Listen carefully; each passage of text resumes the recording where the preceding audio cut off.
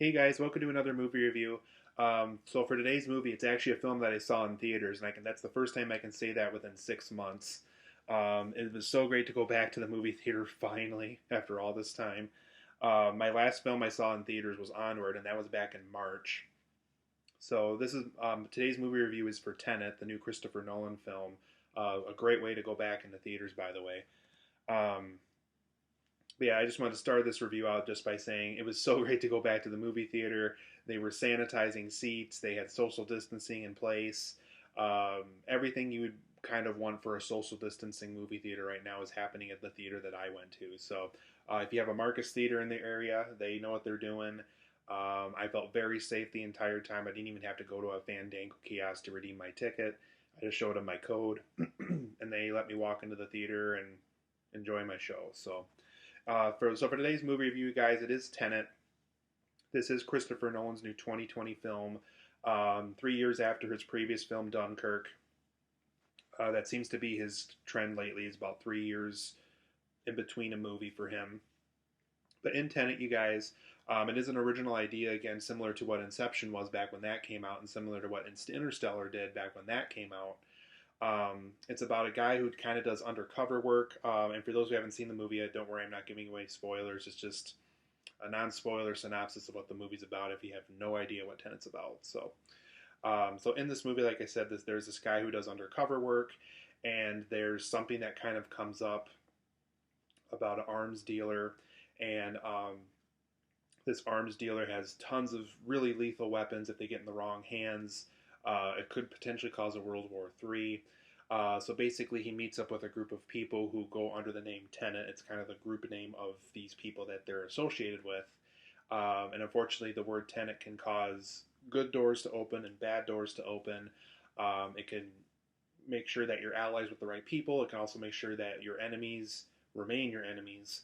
And kind of where Tenet really starts to take flight is when not only does this guy have to stop this arms dealer from doing these really horrible weapon deals, this guy can manipulate time. He can make things move forward in time. He can make things reverse in time, and that works to his benefit when the villain side of the movie, his mission starts to fail. He can basically just reverse time, figure out what he did wrong, fix it himself, and things like that.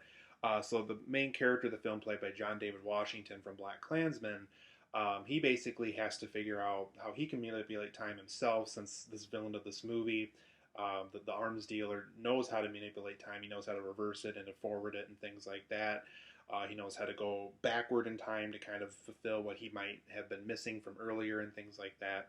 So throughout the course of this film, John David Washington teams up with a character played by Robert Pattinson from the Twilight films, and basically the two of them figure out who's going to go forward in time, who's going to go backward, and that happens throughout the movie. Sometimes one of them goes forward, one of them goes backward, and vice versa.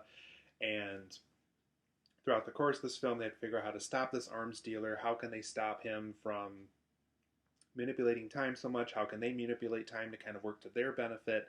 And they have to figure this out over the course of the film Tenet.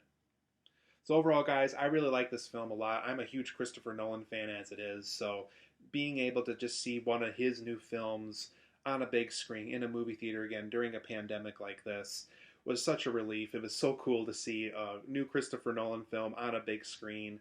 I just love what Christopher Nolan does as a director. He uses practical effects whenever he can. He'll occasionally use CGI. I even noticed in the credits of this movie there are digital artists in this movie, so something somewhere in this film had to be digitalized and CGI'd in and things like that. But for the most part, whenever he can use practical effects, he does use that. He shoots on IMAX cameras, he shoots on raw film, he does all these things that unfortunately there's not a lot of directors that do a lot of these things that he does anymore.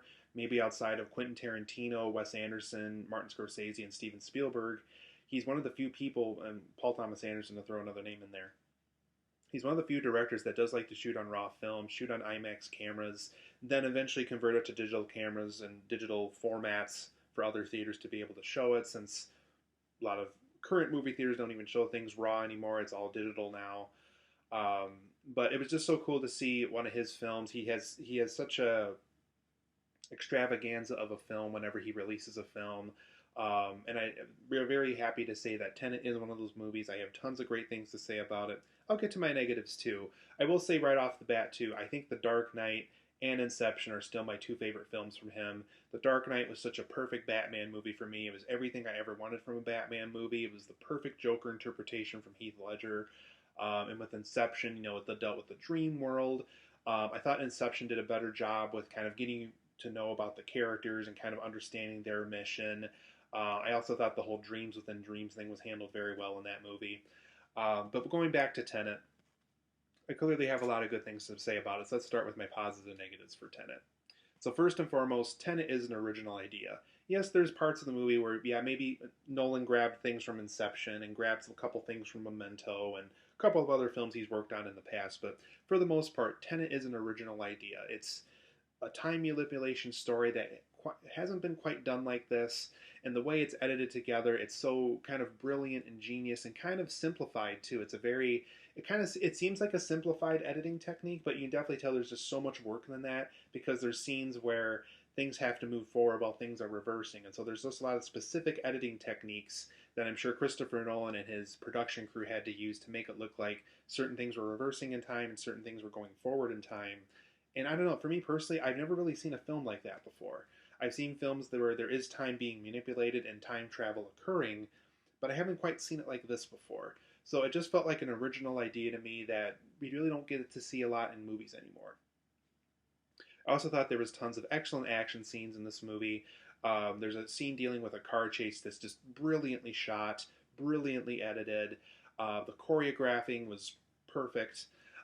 Just how Nolan was able to basically control the traffic on that day and kind of really get the shots that he needed and things like that. It really just felt fresh and it felt cool and it was just so cool to see something so awesomely filmed, shot on raw film like that. And so there's just tons of action scenes in this film that play out like that. They're just really well shot, really well filmed. Christopher Nolan did a great job again here.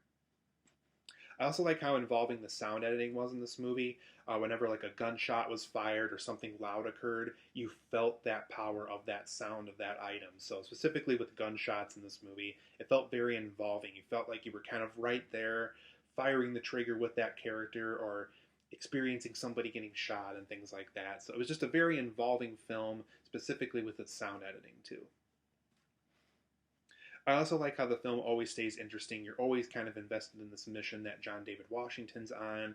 You're always kind of trying to figure out who exactly he's trying to talk to, who exactly he's trying to avoid, what kind of information he's trying to pick up for this mission that he's on to stop this arms dealer and stop him from making sure these weapons don't get into the wrong hands and things like that. So the film always stays interesting. There's always something interesting going on in this movie. I also like the film's use of past, present, and future. There's even parts of the film where it's playing around in the past in such a way that you wouldn't have picked up on it right away until the film is over with. And there's even parts of the film where it manipulates the future in such ways where you would have never expected somebody from the future to get somebody from the past to get something and things like that. And there's just certain uses of past, present, and future that are just very cleverly used here that I thought Christopher Nolan did a great job as far as writing the script goes. And once again, this film has gorgeous IMAX camera shots. Nolan knows how to use IMAX cameras so beautifully well and get the best possible cinematography in his movies. This film is no exception. It really is shot in IMAX cameras in a beautiful fashion. For my negatives of Tenet, though, and like I said earlier, The Dark Knight and Inception are my two favorite Christopher Nolan movies. But as far as negatives for Tenet goes, and I just listen to my positives, so he knows what I like about it.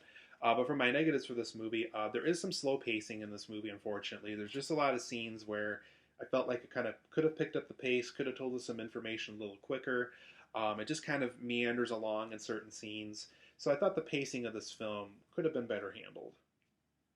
I also didn't like how Christopher Nolan didn't use Hans Zimmer for his score this time around. Yes, I know he was busy with doing the score for Dune for Denis Villeneuve, and I think he did the score recently for Wonder Woman 84, and I think MGM even recruited him for a new score for No Time to Die when that comes out. But regardless, it was just kind of disappointing to not have a great Hans Zimmer score again for a Christopher Nolan movie. The guy that he hired, I think it's Ludwig Göransson or something like that. The guy who, I think he did The Mandalorian, I want to say, for as far as scores go. up on Disney Plus. So the score wasn't bad here, but I can tell that Hans Zimmer didn't make it. It didn't feel like a Hans Zimmer score to me. So for those who kind of like a good Hans Zimmer score along with your Christopher Nolan film, unfortunately Tenet didn't do that this time around. Christopher Nolan and Hans Zimmer did separate projects at separate times. So it was a little disappointing to see a score that wasn't done by Hans Zimmer. Even though I liked it, I would have liked to see what Hans Zimmer would have brought to the table for a score for this movie. I also thought this film needed better character development. Unfortunately, the closest thing you even get to a name for John David Washington's character is just the protagonist. So that feels like something just from like an outline of an unfinished script right there in and of itself. So I thought there's certain things like that, like getting to know the names of the characters better, getting to know their backgrounds a little bit more.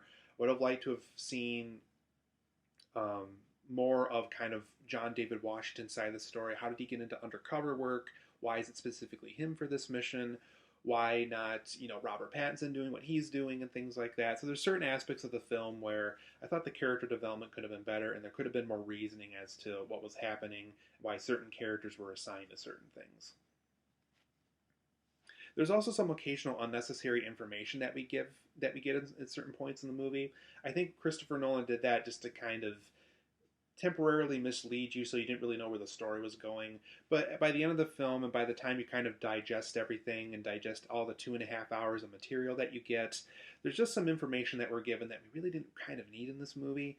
So I think that would have trimmed the film down by at least a good solid 20 minutes in the editing room. So some of the information we're fed is a little unnecessary, so I thought some of that could have been taken out to make the film just a little bit shorter. Like I said again, this is not Christopher Nolan's one of his better films, but it is a really good movie. Like I said, I just don't think like the crime drama was so well handled in The Dark Knight, and the special effects and the story and the characters were just so much better handled in Inception, I thought. But like I said, this is a great movie. It's just not Christopher Nolan's best movie.